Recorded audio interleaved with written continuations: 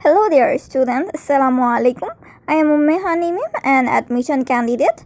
Welcome to my today's class. Our today's class is about connectors, and today we will discuss about connectors. So, আজকে আমরা connectors নিয়ে বিস্তারিত আলোচনা করব কিভাবে connectors easily করা যায়. So, কিছু rules and examples নিয়ে আলোচনা করা হবে. So, let's begin. So, what is connectors? Do you have any idea about it? So, আপনারা কি জানেন connectors কি? Connectors are used between two separate sentences. মানে connectors দুইটা ভিন্ন সেন্টেন্সের মাঝে যুক্ত হয়ে থাকে। সো আশা করি বুঝতে পেরেছো। চলো এবার বাংলায় শিখে নেওয়া যাক।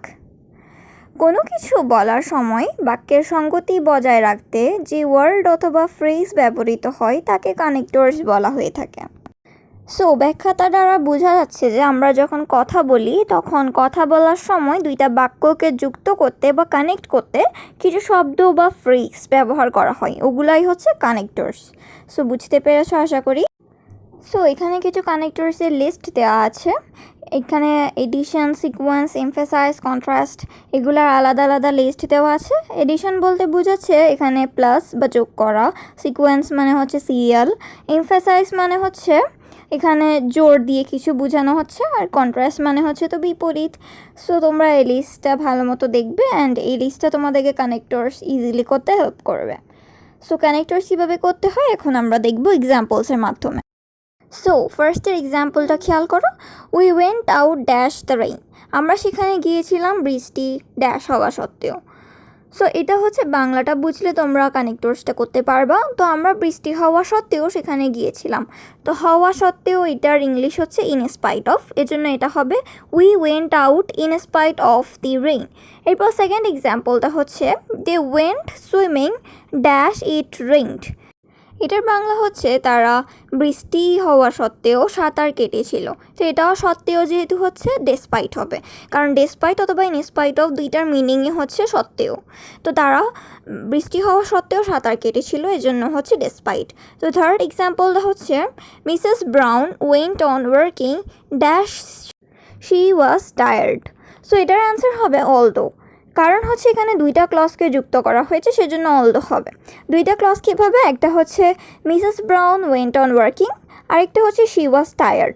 তো দুইটা ক্লজকে যুক্ত করেছে, এজন্য অলদো হয়েছে। তো অর্থটা কি দাঁড়াচ্ছে? অর্থটা দাঁড়াচ্ছে মিসেস ব্রাউন কাজে গিয়েছিলেন যদিও তিনি ক্লান্ত ছিলেন।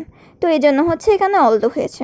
তো ফোর্থ এক্সাম্পলটা হচ্ছে the number of this endangered animal has multiplied over the last 10 years. Dash there are good reasons for continuing their protection.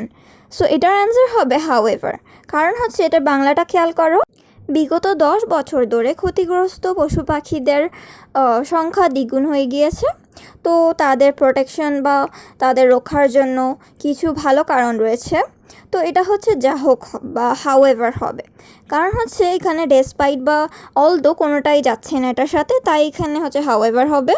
So fifth এক্সাম্পলটা হচ্ছে she went to school dash the fact that she had a terrible headache. So the answer will be despite, কারণ হচ্ছে এখানে সত্ত্বেওটা মিলতেছে যে সে অসহ্য মাথা ব্যথা থাকা সত্ত্বেও স্কুলে গিয়েছিল, সেজন্য এটা হবে সত্ত্বেও, অলদো বা হাউএভার কোনোটা এটার সাথে যাচ্ছে না। সো আসো আরও কিছু এক্সাম্পল সলভ করি আমরা। First is rich, he lives in a small house.